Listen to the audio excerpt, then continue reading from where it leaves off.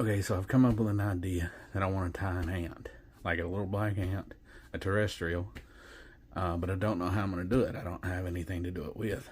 But I found one of my beard oil bottles, because I used to make my own beard oil, has the squeeze top, and it's got some rubber foam on top of it.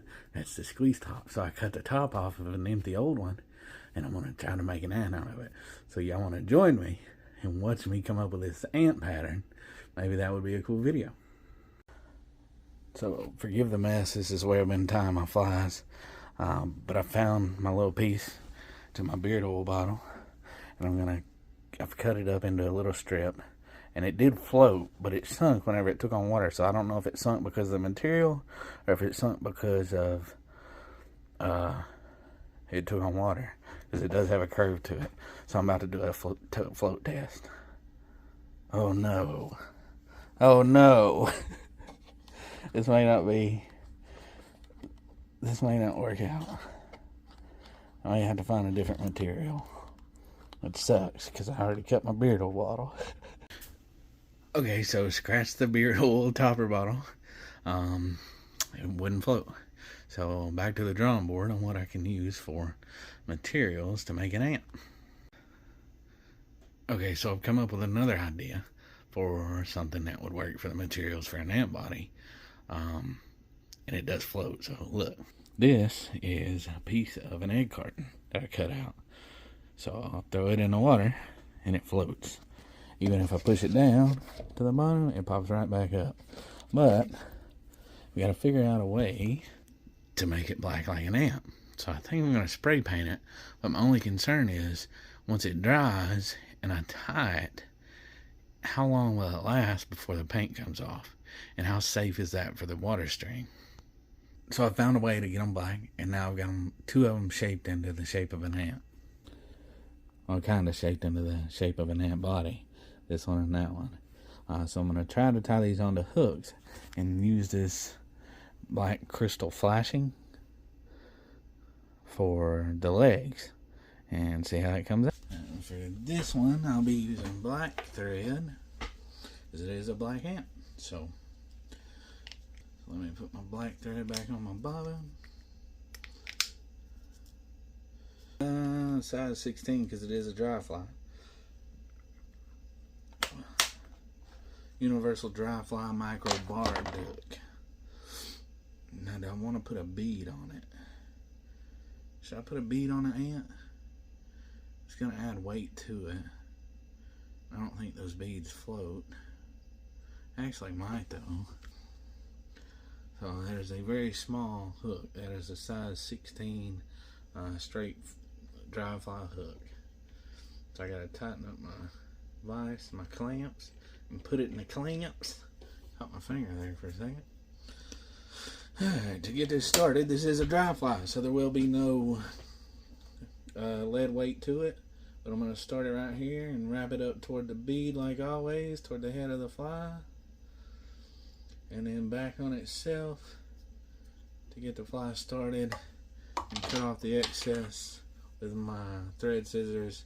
And I don't need my wire cutting scissors for this particular fly experiment, because I've never done a fly or an ant before, and I sure haven't looked up any tutorials on how to tie a dry fly ant.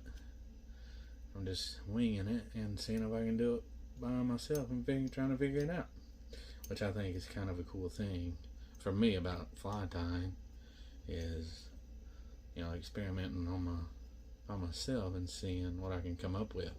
It's kind of fun for me, if that makes sense. Should I do the crystal flashing for the legs first, or should I do the foam first? Let me do the foam first, and then I'll do the crystal flashing on top of the foam.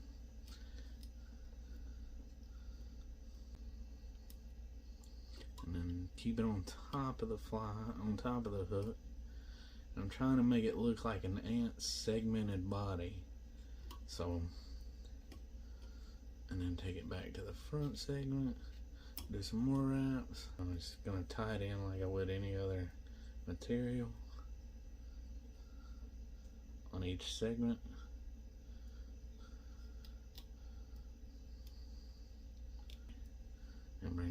back and tie it in again right there. See what it looks like? And turn this side of this leg.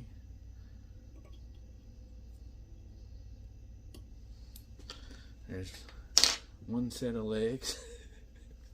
And then we tie this limb back here.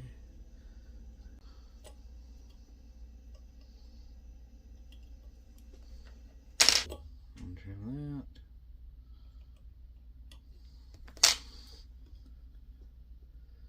And run this back up to the head of my flint. Do my whip finishes right behind the bead here. Under the body. Where's my whip finisher?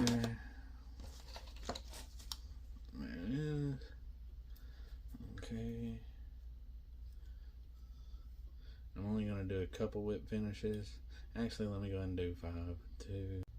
Dab a bead head cement to finish it. And put it in the clamps. That is my little bitty ant right there. A terrestrial ant, dryfly. Let's see if it floats.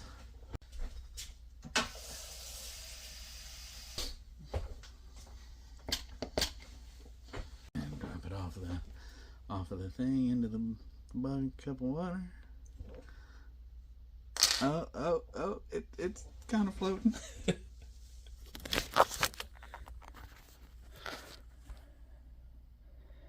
But you can see it floating right there. And it'll float even better with the line in it attached to the head of the eye and the floatant on it. So, to be honest with you, it's probably one of the better ants that I've seen, because I haven't seen many. Because it does have the shape and the actual 6 legs. So, but I'm not upset about my first attempt at making an ant. So put it in the clamps.